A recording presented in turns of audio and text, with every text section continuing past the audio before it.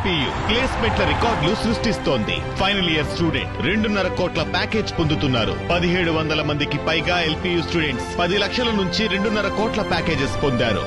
విద్యా విప్లవం ప్రారంభమైంది లవ్లీ ప్రొఫెషనల్ యూనివర్సిటీలో. తల్లికి వందనం డబ్బు వెంటనే వెయ్యాలంటూ పశ్చిమ గోదావరి జిల్లాలో ఓ వ్యక్తి హైటెన్షన్ పోలికి నిరసన తెలిపాడు.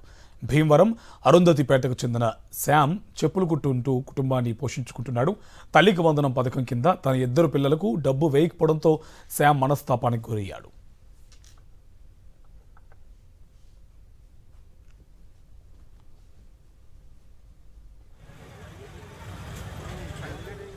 బైపాస్ రోడ్లో ఉన్న హైటెన్షన్ విద్యుత్ పోల్ ఎక్కిన శ్యామ్ తనకు వెంటనే తల్లికి వందనం డబ్బు వేయాలని డిమాండ్ చేశాడు. వెంటనే అక్కడకు చేరుకున్న పోలీసులు ప్రభుత్వం ద్వారా డబ్బులు ఇప్పిస్తామని మైక్ ద్వారా అనౌన్స్ చేశారు. భార్యా పిల్లలతో కూడా మాట్లాడించి డబ్బులు పడ్డాయని నమ్మించే ప్రయత్నం చేశారు. కానీ శ్యామ్ మాత్రం తనకు కాగితంపై రాసిస్తేనే పోల్ దిగుతానంటూ పట్టుబట్టాడు. ఎట్టకేలకు పోలీసులు కాగితం రాసిచ్చిన తర్వాత శ్యామ్ కిందకు దిగాడు.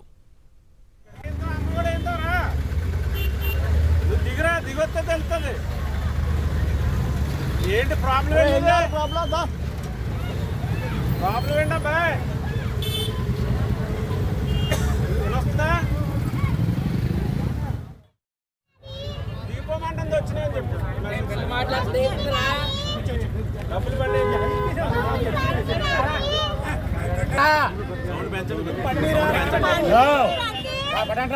నువ్వు దగ్గర పిల్లడు చెప్తాడు వస్తున్నాడు దారిలో ఉన్నాడు.